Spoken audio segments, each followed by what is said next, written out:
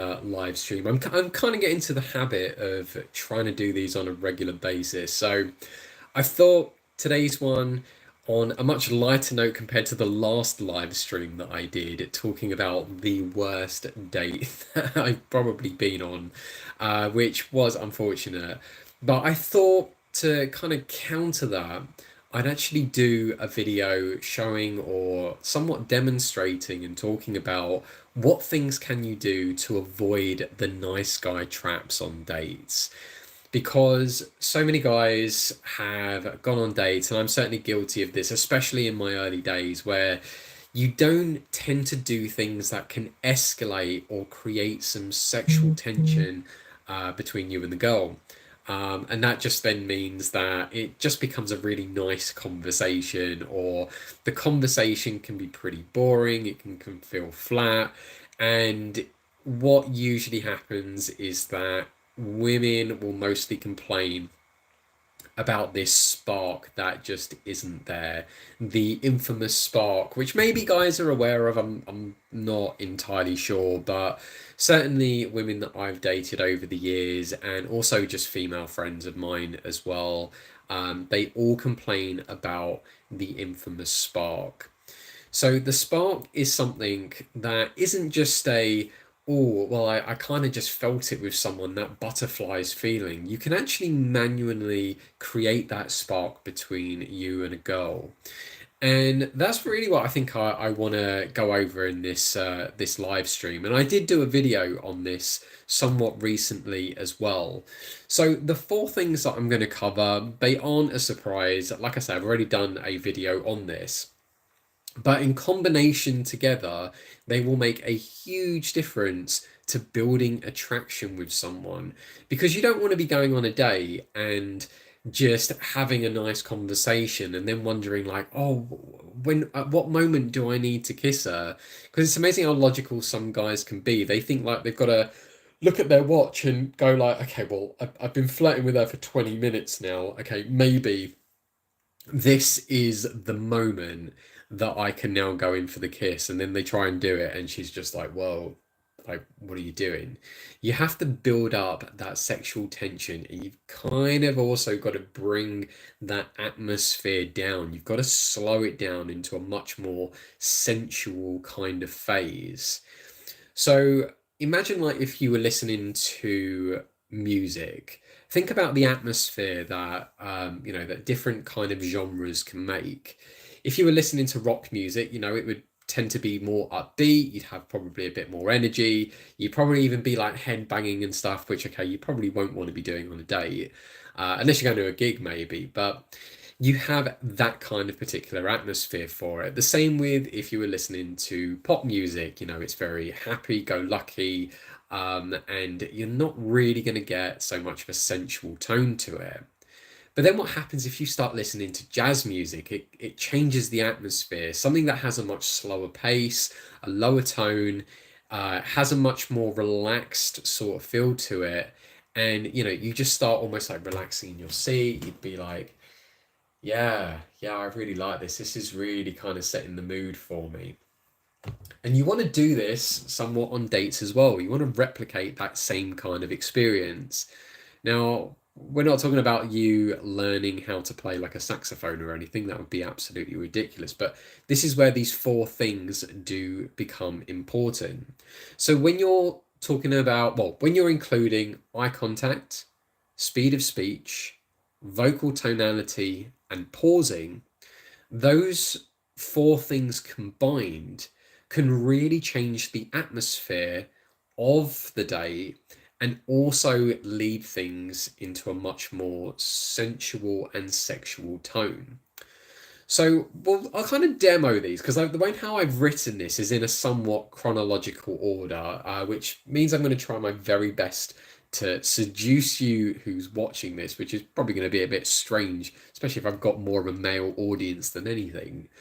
But I want you to just understand how each of these particular things really are necessary if you want to be a better seductionist and you want to lead the day in a way that is going to create that spark and lead to more sexual escalation and kissing and whatnot as well. So we'll start with eye contact first of all. So imagine now, like I'm now purposely looking around my room, not holding eye contact with the lens, and as you're probably sitting there, you do feel a disconnect. It doesn't really feel like I'm talking to you. It feels like I'm kind of talking to people around the room if I was in an like a restaurant or a bar or something. And in fact, even for me as well, it feels really strange. Um, but holding eye contact with the camera lens becomes a very different kind of connection. So hopefully for you watching this, it will feel like I'm actually looking directly at you, even though for me, I'm looking directly at the camera lens. Now, I'm used to doing a lot of filming stuff, especially when I do a lot of content with dating coaches and just other coaches in the self-improvement world. So it's I'm more comfortable with it. But other people maybe not so much. But by holding eye contact, it is true that you are essentially peering into someone else's soul, and you can really create a deep connection with someone simply by holding eye contact for as long as possible. Now, when you're on your dates, you don't want to be having a staring contest with these women because that can probably be one, a bit too intense, and two, you will probably creep her out by overdoing it. But you can hold eye contact long enough that it just starts to create a little bit of tension between you. And that is almost kind of like getting a match out and trying to ignite that particular spark that I was mentioning before. So you want to be holding eye contact just long enough that you feel that tension. And then you can do something called fractionation or fractionating, which is basically just looking away to break that eye contact. Now, for the best seductionists out there, they actually can build up that intensity and length of time with holding eye contact.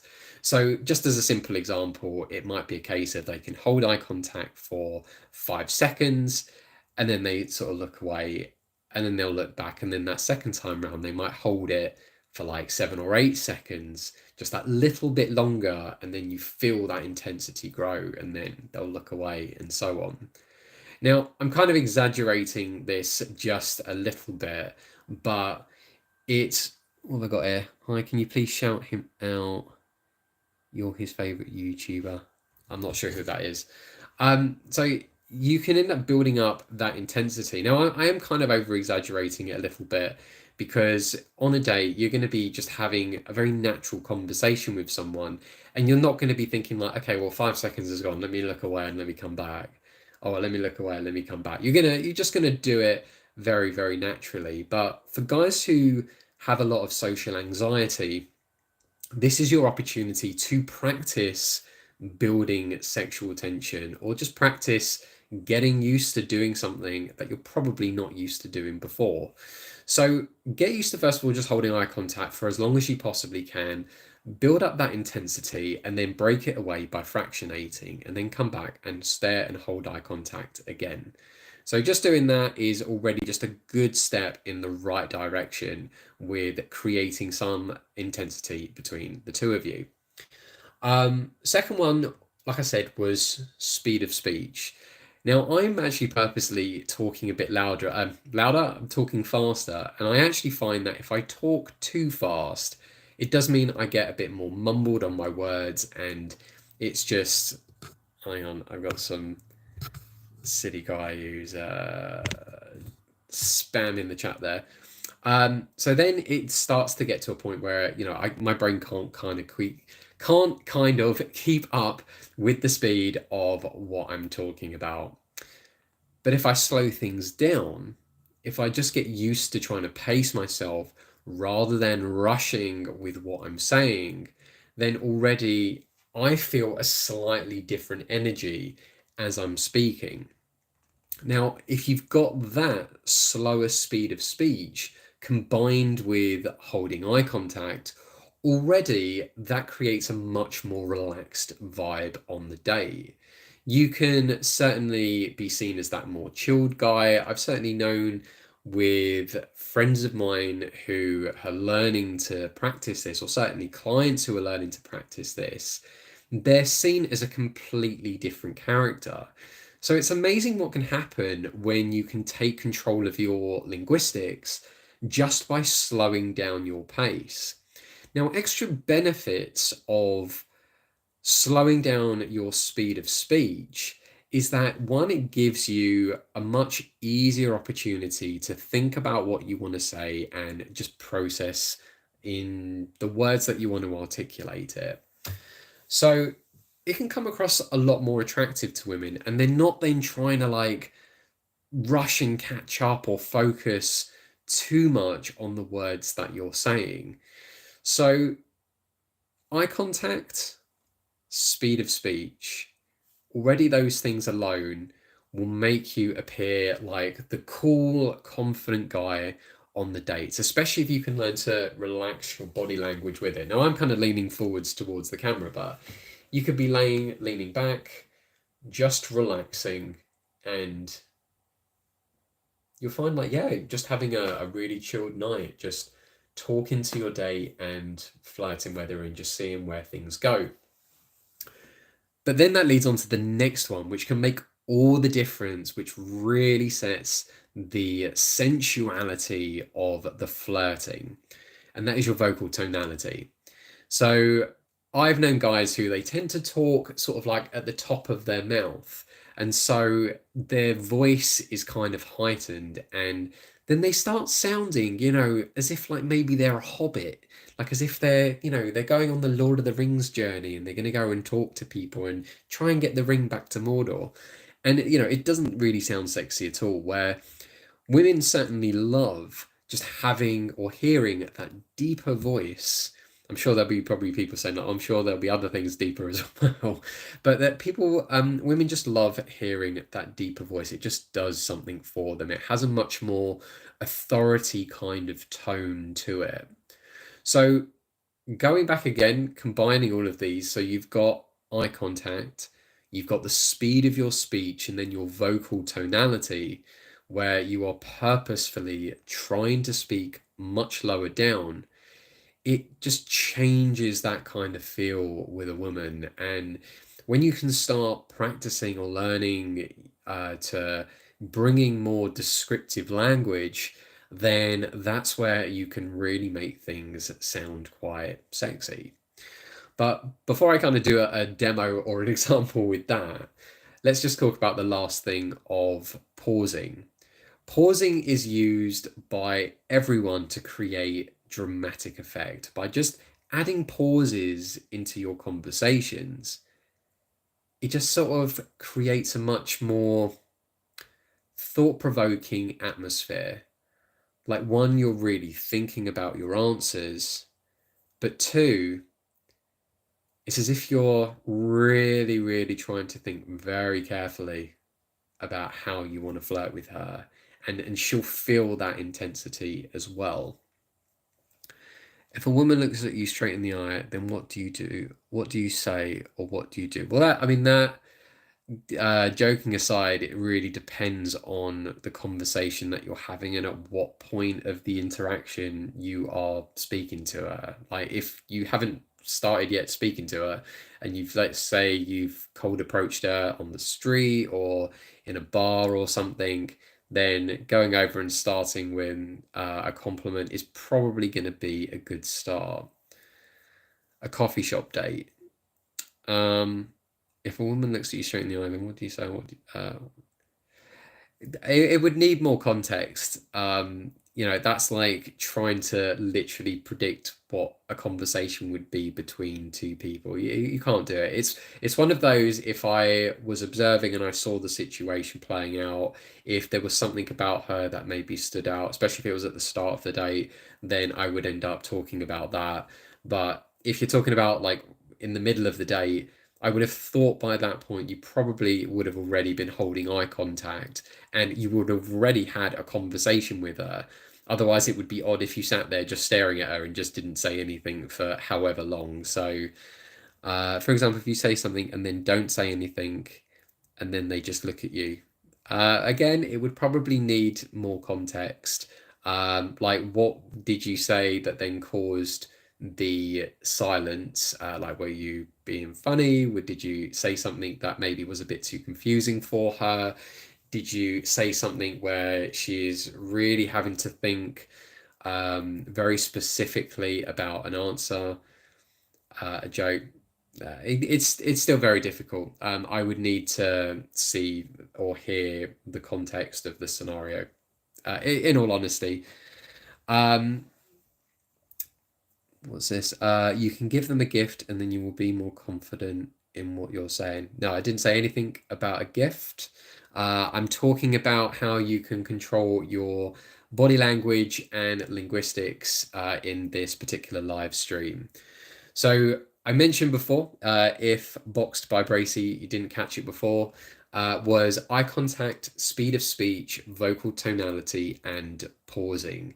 That the combination of all of them is what can make all of the difference from avoiding that nice guy trap where she says that she didn't feel the spark on the date with you, and then things probably sizzle out, or she says like, "Oh, let's just be friends" or whatever, and then just puts you into the friend zone, as opposed to if you can create that sexual tension on the date, if you can essentially ignite that spark that women say that is always missing on the dates that they go on, then that is where you can lead the day in whatever way you personally choose to. So, eye contact, speed of speech, vocal tonality, and pausing. Combining those four things can make all of the difference for you getting good results on your dates. So I'm probably going to leave it there. If anything, I've got the actual video on my YouTube channel if you really want to see this in a much better detail. I've certainly gone over a lot more examples and a few more demos in it, so you can get a better idea with that.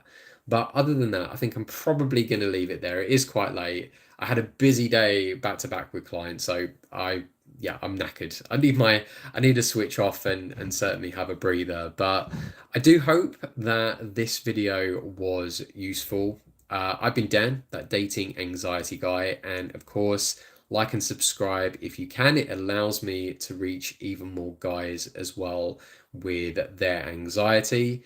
And I am also making sure that this channel is to be able to make video content for you guys as well. So, if you've got ideas for things that you want me to make, by all means, please do let me know, because I really want to be able to help guys with their social anxiety. And for me, mental health is incredibly important for people, and just making sure that if they are going to go and cold approach or day game or whatever, that they are doing it with the right mindset, and that they aren't using it as some form of escapism either, that they are doing it in parallel to actually fixing their lives and taking care of their mental health. Because I've worked in the dating industry behind the scenes for the last 16 years. Pretty much any dating coach that you have ever heard of who has worked in London or passed through London, I have either worked with them, consulted with them, built their YouTube channels and businesses. You name it, I have probably done it with them. So, working in the dating industry, I generally believe it is a rite of passage. Every guy should do some kind of cold approaching or experience it at some form or another. I think the health benefits of it are just absolutely fantastic when you can learn to just desensitize yourself from talking to strangers. The confidence that that can bring, as well as just the mental health and well-being for yourself, is incredible. It can take control or just help you to overcome whatever social anxiety you might have. And most people as well that I've known who have done cold approaching, they haven't really just done it for the sake of meeting women. They've done it to help them build their confidence to then ask their bosses for, raises or promotions and stuff.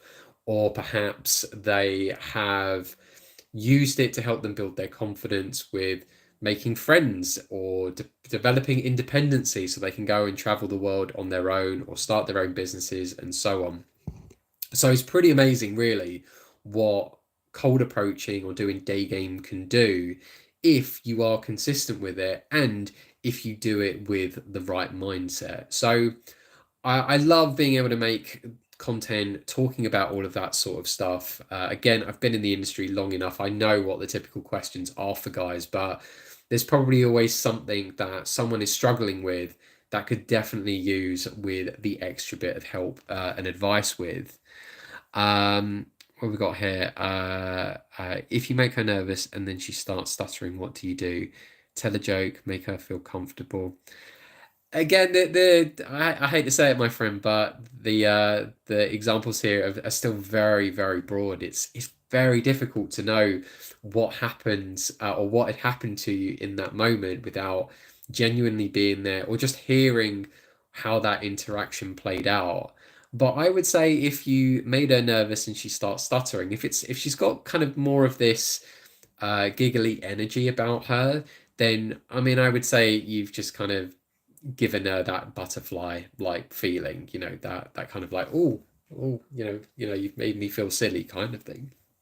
So I wouldn't overthink it too much, in all honesty. If anything, as long as you're just having a good time with her and you're enjoying each other's company and you're flirting and stuff, then that's all that really matters. You don't want to be the guy who's just trying to be apologetic of things at every given moment, because then that kind of loses that masculine sort of frame, if we want to call it that. So if anything, if you ever kind of have doubts on something, just literally just change the topic of conversation very quickly. I can't really give you an example. It really just depends in the moment, and also what's like the first thing that come to mind that you want to ask her to change that topic, really.